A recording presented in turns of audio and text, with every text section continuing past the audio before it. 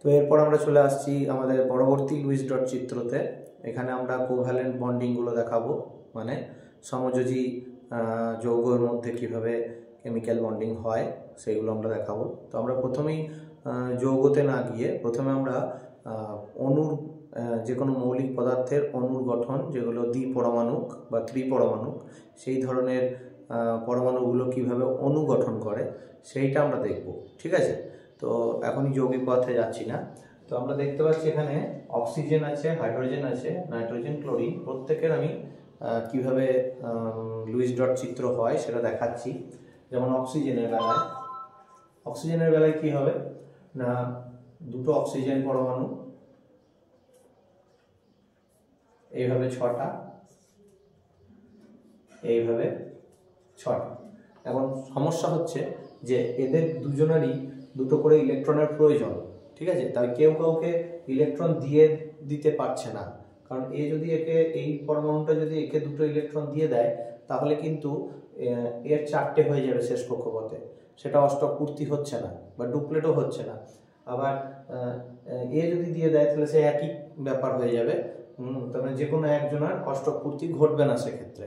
কিন্তু দুজনেরই অষ্টক পূর্তি একসাথে ঘটতে হলে এখানে ছবিটা একটু অন্যরকম হয়ে যাবে। কি হবে না, আমাদেরকে এইভাবে আঁকতে হবে ছবিটা। দুটো ইলেকট্রন এখানে, মাথায় দুটো দিলাম আর এদিকে দুটো দিলাম। এই অক্সিজেনটারও একই জিনিস করব, দুটো এখানে দেবো।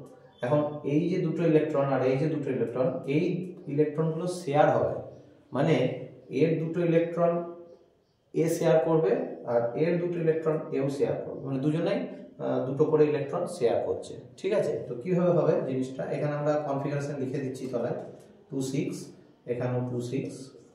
তো এর পরের ছবিটা কি হবে না, দুটো ইলেকট্রন ওর দুটো,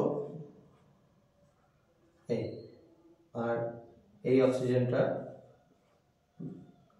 তার মানে কি হচ্ছে না, এই যে দুটো ইলেকট্রন ছিল আর এই দুটো, এরা কাছাকাছি এসে বন্ড তৈরি করছে।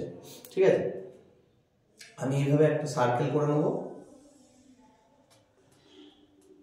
এই সার্কেলটার ভিতরে টোটাল 8টা ইলেকট্রন আছে, 1 2 3 4 5 6 7 8। তার মানে এই অক্সিজেনটার অষ্টক পূর্তি ঘটে গেল। আর এই দিক থেকে এরকম করে একটা সার্কেল করব, এই অক্সিজেনটার হচ্ছে এই সার্কেলটা, এখানেও 8টা হয়ে গেছে, 1 2 3 4 5 6 7 8। তাহলে এই 4টে ইলেকট্রন, এটা দুজনের বেলাতেই কাউন্ট করা হচ্ছে। ঠিক আছে, এই অক্সিজেনের বেলাতেও গুনছি আমরা, আবার এই অক্সিজেনের বেলাতেও এই 4টেকে গুনছি। তো এটাকে শেয়ার বলা হয়। তো এবার যখন লিখবো আমরা কনফিগারেশন, তখন কিন্তু এখানে লিখবো 2 8, এখানেও লিখবো 2 8। তো এই হচ্ছে আমাদের একটা কোভ্যালেন্ট বন্ডিং বা সমযোজী যৌগের, যৌগ নয় সমযোজী একটা দুটো পরমাণু কিভাবে সমযোজী বন্ধন তৈরি করে সেটার চিত্র। ঠিক আছে, লুইস ডট চিত্র। একইভাবে হাইড্রোজেনের বেলাতেও তাই হবে, সবকটাই একই প্রায়। হাইড্রোজেনের লাস্ট কক্ষপথে একটা ইলেকট্রন, এরও একটা, এখানে 1 লিখবো, এখানে 1 লিখবো। পরবর্তী ছবিতে আমরা কি করব না, এই দুটো ইলেকট্রনকে একসাথে ধরে হাইড্রোজেনের 2 লিখবো, আবার এই হাইড্রোজেনেরও এইভাবে 2 লিখবো। তাহলে ডুপ্লেট হয়ে গেল এর, তাহলে হাইড্রোজেনের গঠনটাও তৈরি হয়ে গেল। এটা হলো ছবি। নাইট্রোজেনের বেলায় কি করব, নাইট্রোজেনের বেলায় ছবিটা একটু আলাদা, একটু না জানলে অনেকেই এটা করতে পারবে না। নাইট্রোজেনের ছবিটা হচ্ছে টোটাল 5টা ইলেকট্রন থাকে এবং সেই 5টা ইলেকট্রনকে এইভাবে আঁকতে হবে। ঠিক আছে, মাথায় দুটো দিয়ে এদিকে 3টে। আরেকটা নাইট্রোজেন আছে, কারণ N2 আছে, তো আমরা আরেকটা নাইট্রোজেনেরও এইভাবে এঁকে নিলাম। এখন এর যেহেতু 5টা, তাই এর 3টে দরকার, এরও 5টা আছে লাস্ট কক্ষপথে, তার মানে এরও 3টে ইলেকট্রন দরকার, তাই এই 3টে ইলেকট্রনগুলো শেয়ার হবে। ঠিক আছে, তো এই নাইট্রোজেনের বেলায় এইভাবে হবে বৃত্তটা।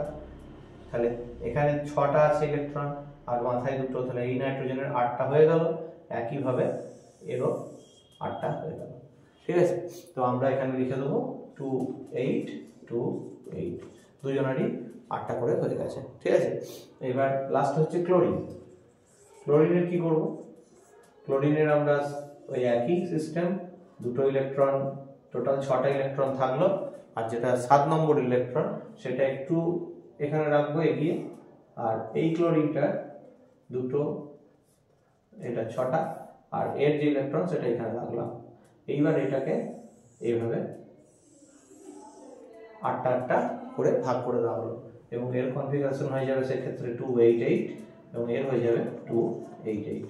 তো এই হচ্ছে লুইস ডট চিত্র। তো আমরা চাইলে প্রথমে এইটা এঁকে এটা আঁকতে পারি, হ্যাঁ, অথবা ডাইরেক্টলি এটা আঁকতে পারি, কোনো অসুবিধা নেই।